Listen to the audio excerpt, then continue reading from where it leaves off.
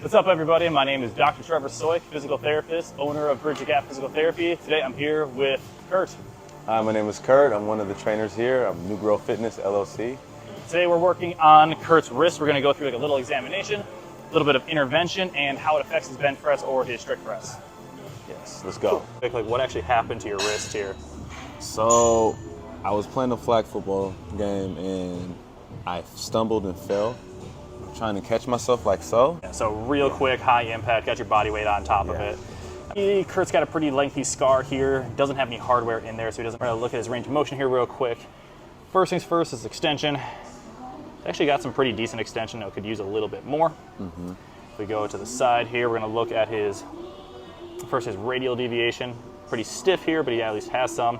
This is his biggest complaint, he was telling me off camera, is his ulnar deviation. Now, if I kind of block his forearm from moving, it doesn't really have a whole lot of motion there. Last one, getting into flexion. Same deal, gets stiff. I could probably push a little bit past here. Kind of feels like it's more like tissue is stopping me. All right, Kirt's left wrist here. Very straight, very stacked, which if you compare to his right wrist, is an extension. He's talking about having pain in his left. We actually want this extension. How do we match the left to the right? All right, if we are working on Kirt's wrist extension motion, one of the options here is to cause distraction. Band set up on a bench, you can go up high in a pull-up bar to make it easier. Set up with this heavy band is going to be located on his hand. It's not on his wrist and it's not on the forearm. You can have the long end of the band between the fingers here. This allows you to be kind of lazy with the fingers, and we want that. The way I think of this is your arm is going to be kind of in ragdoll mode. Don't want any muscle contractions here, don't want any of the hand, don't want you squeezing.